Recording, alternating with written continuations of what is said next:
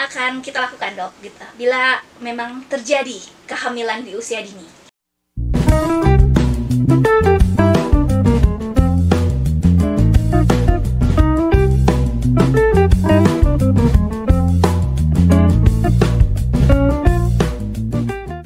Halo Sobat Hermina, kembali lagi dengan saya Sinta di acara Observasi bersama Rumah Sakit Hermina Sukabumi. Banyak hal yang perlu dibahas terkait kesehatan remaja ya, dan banyak sekali hal-hal yang terjadi ya yang bisa beresiko terhadap remaja. Salah satunya adalah kehamilan di usia dini. Sobat Hermina, kali ini saya bersama dengan narasumber yang spesial, yaitu Dr. Billy Nusa Anggara Turniawan, spesialis OBGYN, untuk membahas terkait resiko kehamilan dini. Baik, selamat siang Dokter Billy. Siang. Baik sahabat Hermina ya, mungkin ada yang tidak tahu nih dokter ya terkait masa remaja ya. Usia berapa sih masa remaja itu, dokter? Mungkin bisa dijelaskan dari awal, dokter? Oke, baik ya.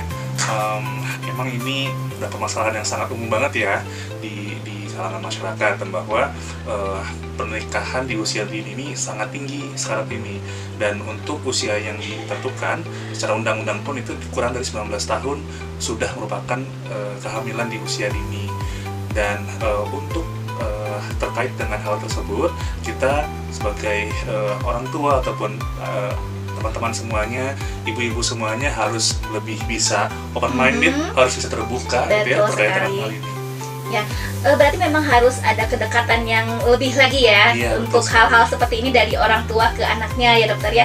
Tadi usianya dari usia berapa, Dok? Kurang dari 19 tahun. Kurang dari 19 tahun. Ada minimalnya mungkin, Dok? Oke, sejak mulai menstruasi ya, 10 tahun sampai 15 tahun. Hingga 19 tahun. Oke, baik. Nah, kemudian kapan sih, Dok ya? Ini kan mungkin ada yang dibingungkan ya orang tua ya terkait pendidikan seksual, dokter ya. Kapan harus diberikan ke anak gitu, supaya anaknya tuh benar-benar ingat dan ngerti gitu ya, Dok ya, terkait edukasi seksual ini. Mulai dari usia berapa bisa diinformasikan? Oke. Hormon perempuan itu akan mulai timbul pada usia 10-15 tahun, dan pada usia segitu pula kita harus memberikan edukasi terkait dengan seksual, karena organ seksual dari wanita itu sudah mulai terbentuk ya. Jadi untuk potensi kehamilan pun akan selalu ada ketika mulai terjadi menstruasi tersebut.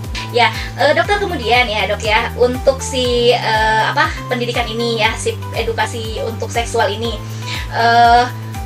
apa mungkin yang dijelaskannya hanya kepada perempuan saja, dokter? Kepada si laki-lakinya juga ada nggak sih kira-kira edukasi seksual, dok, selama ini? Toh yang namanya kehamilan di usia dini kan terjadi bila memang ada perempuan dan si laki-laki gitu ya. Nah, untuk si laki-lakinya ini, untuk konsultasinya bisa dengan dokter OBGYN juga atau seperti apa, dok? Oke, untuk remaja laki-laki ya betul, maksudnya ya. Remaja laki-laki. Sebenarnya berjalan laki-laki mungkin tidak akan bisa lewat kami ya. Namun peran orang tua di sini yang harus bisa membantu menyampaikannya, bahwa pada satu usia reproduksi laki-laki pun berperan terhadap terjadinya kehamilan usia dini seperti itu. Jadi ya bareng-bareng kita sama orang tua dari anak tersebut. Adakah ketika konsultasi mungkin takutnya misalkan aduh anaknya nih nggak mau nih dibawa ke rumah sakit untuk diberikan edukasi, takutnya dilakukan pemeriksaan yang lain-lain ya gitu. Ada pemeriksaan khusus nggak sih, dok, ketika kita memberikan edukasi, atau hanya memberikan gambaran saja, dok? Oke. Untuk pemeriksaan khusus tidak ada ya. Namun kita hanya memberikan edukasi terkait dengan apa hormon yang terjadi, hormon apa saja yang terjadi pada saat mulai menstruasi, dan efeknya pun apa saja, kemudian juga apa saja penyakit-penyakit yang mungkin bakal terjadi pada saat awal pubertas atau awal menstruasi seperti itu, sehingga itu bisa mengakibatkan potensi terjadi kehamilan pada usia dini gitu. Oke, baik ya sahabat Hermina nih ya, kita tanya lagi langsung sama sumbernya. Nah, apa yang akan kita lakukan, dok, gitu, bila memang terjadi kehamilan di usia dini? Tentu kita harus berawal dari edukasi penyebabnya dulu ya, bahwa tentang pernikahan usia dini itu bisa dipengaruhi oleh pertama dari media sosial. Sekarang kan banyak banget ya informasi, banyak yang tidak terfilter lah oleh baik itu pemerintah baik maupun dari orang tua itu sendiri. Dengan mudahnya informasi didapat oleh anak-anak, informasi negatif pun bisa dengan mudahnya didapatkan oleh anak tersebut.